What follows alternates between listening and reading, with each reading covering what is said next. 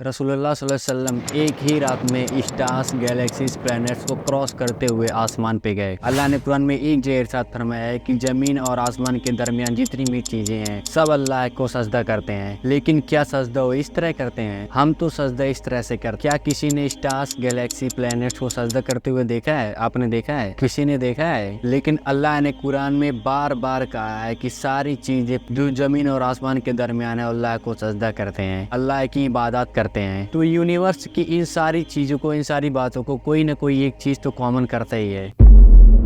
आज से काफी साल पहले सबका यही ख्याल था कि जमीन अर्थ का ही सेंटर है। जमीन तो साकिन है बेटा, जमीन रोटेट करती ही नहीं है, जमीन गर्दिश नहीं करती। लेकिन से इटली के एक साइंस ने, गैलीलियो ने, दो लेंस को अलाइंस करके उन्होंने देखा। उन्हें पता चला कि ऐसे दो चीज को करने से दूर की चीजों को करीब से देखी जा सकती है। छोटे छोटे लेवल के टेंस तो दुनिया में बहुत पहले से ही थे, लेकिन से उनका यूज सिर्फ फोर्स और नेवी के लोग समुद्री इलाकों में देखने के लिए यूज करते थे। लेकिन गैलीलियो ने इंसान की तारीख को टेलीस्कोप के हेल्प से बदल के रख दिया और उन्होंने टेलीस्कोप के रुख पहली बार आसमान की ओर किया, जिसमें उन्होंने पहली बार सूरज और आसमान को बहुत ही करीब से देखा। और गैलीलियो ने इंसान के मूवमेंट्स को ऑब्जर्व करना स्टार्ट किया। Now it's an interesting topic. 1300 दुनिया को अगर इकट्ठा किया जाए तब जाके एक जुपिटर बनता है। गौर फरमाइएगा, 1300 दुनिया को इकट्ठा करेंगे तब जाके एक जुपिटर बनेगा। गैलीलियो ने देखा कि बाकी प्लैनेट्स की तरह ये भी गोल है, लेकिन जुपिटर के ऊपर एक लाइट है जो महीनों के दिनों में बदलता रहता है। और उसने देखा कि वीनस और सैटर्न का भी यही हाल है। ये सब तभी पॉसिबल था जब सारी चीजें सूरज के आसपास घूम रहे हो, दुनिया के नहीं। उसने ये बात पूरी दुनिया को बताई। यूनिवर्स का सेंटर दुनिया नहीं, सूरज है। लेकिन इस बात को सुनकर टेंस के सारे चर्च वालों ने गैलीलियो के दुश्मन बन गए, क्योंकि उस जमाने के पॉप का ख्याल था कि जमीन ही दुनिया का सेंटर है। पॉप मतलब जैसे हमारे इस्लाम में मुफ्ती और शेख होते हैं, मौलाना होते हैं, उसी तरह से ईसाइयों में पॉप होते हैं। बल्कि सभी का यही ख्याल था कि दुनिया ही अर्थ का सेंटर है। जमीन तो साकिन है बेटा, जमीन रोटेट करती ही नहीं। इट मीन्स दुनिया का ही सेंटर दुनिया है। चर्च वालों ने डिसाइड किया कि गैलीलियो को घर के अंदर बंद करके रखा जाए। बाद में 350 साल बाद पूरी दुनिया गैलीलियो की कब्र पे जाके उससे माफी मांगी कि हमसे बहुत बड़ी गलती हो गई थी। यू आर राइट, उस वक्त सही थे। उन लोगों ने कहा कि अब मुझे पता चला कि दुनिया का सेंटर दुनिया नहीं बल्कि सूरज है। लेकिन सूरज में कोई खास इतना बड़ा प्लैनेट्स नहीं था, कि जैसे अरबों खरबों गैलेक्सी का मिला हुआ एक छोटा सा हिस्सा था।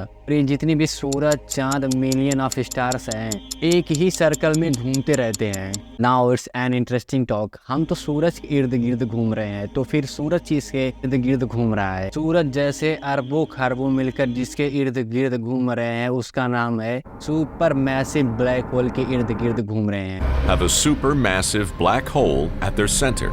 इस सूरज से जो सुपर मैसिव ब्लैक होल है वो हमारे सूरज से 40 लाख टाइम्स बड़ा है। पूरी गैलेक्सीज को एक सर्कल में रखता है ब्लैक होल, बिल्कुल उसी तरह जिस तरह से सूरज ने जमीन, जुपिटर, बाकी सभी को अपने इर्द गिर्द में घुमा रहा है। लेकिन गैलेक्सी में कोई इतनी बड़ी चीज नहीं है, बल्कि ऐसे लाखों गैलेक्सीज को मिलाकर एक छोटा सा क्लस्टर बनता है। एक छोटा सा क्लस्टर, उस क्लस्टर का एक छोटा सा हिस्सा। बट ये क्लस्टर भी कोई इतनी बड़ी चीज नहीं है, बल्कि इसके जैसा लाखों क्लस्टर मिलकर एक सुपर क्लस्टर बनता है। और ऐसे सुपर क्लस्टर और भी मौजूद हैं। अब आपने एक चीज नोट किया होगा कि इन सारे गैलेक्सी, प्लैनेट्स, क्लस्टर में एक चीज कॉमन है। इस पूरे यूनिवर्स में हर चीज किसी न किसी के इर्द गिर्द घूम रही है। और जब रसूलुल्लाह सल्लल्लाहु अलैहि वसल्लम आसमानों की तरफ गए तो उन्होंने फरिश्तों को सजदा करते हुए, नमाज पढ़ते हुए नहीं देखा। वो भी किसी चीज के इर्द गिर्द घूम रहे थे। लेकिन घूमने से इबादत का क्या ताल्लुक है?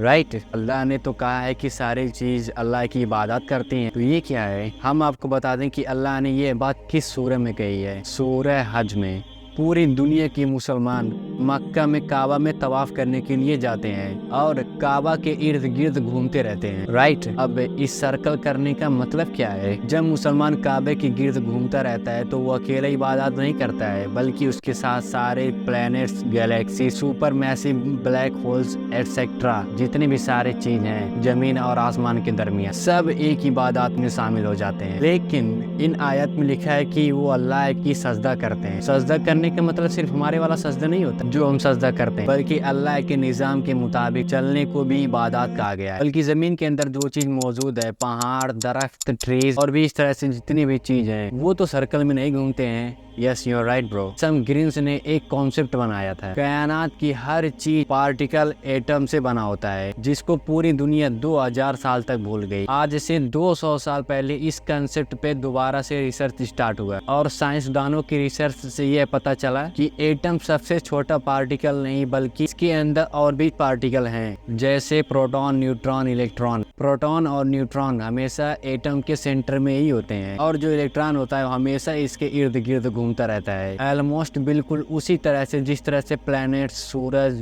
दुनिया, चांद ब्लैक होल के इर्द गिर्द घूम रहे हैं। दुनिया के बाहर जो भी चीज है, चाहते और ना चाहते हुए भी किसी न किसी चीज की तवाफ कर रही है अल्लाह के हुक्म से। और हर मुसलमान जब काबे की तवाफ करने जाता है, वह ऑब्जेक्ट के हर छोटी से छोटी चीज को, जैसे एटम के अंदर इलेक्ट्रॉन को लेकर स्टार, बड़ा प्लैनेट्स, गैलेक्सी और इवन बैतुल मामूर में भी फरिश्तों के साथ वो इबादत में शामिल हो जाते हैं। और मैं भी शायद इस्लाम में तवाफ करने को शायद इतना बड़ा इबादत कहा गया है। तो सूरज जब हमें गैलेक्सीज, प्लैनेट्स, ब्लैक होल और भी सारे जितने आसमान में चीजें हैं, तो ये सारी चीजें हमारी तरह इबादत नहीं करती हैं, बल्कि हम काबा में जाके उनकी तरह इबादत करते हैं, उनकी तरह इबादत में शामिल होते हैं। लेकिन इन सभी चीजों का एक वक्त मुकर्रर कर दिया गया है, तब हर शख्स मालूम कर लेगा कि वो क्या लेकर आया है।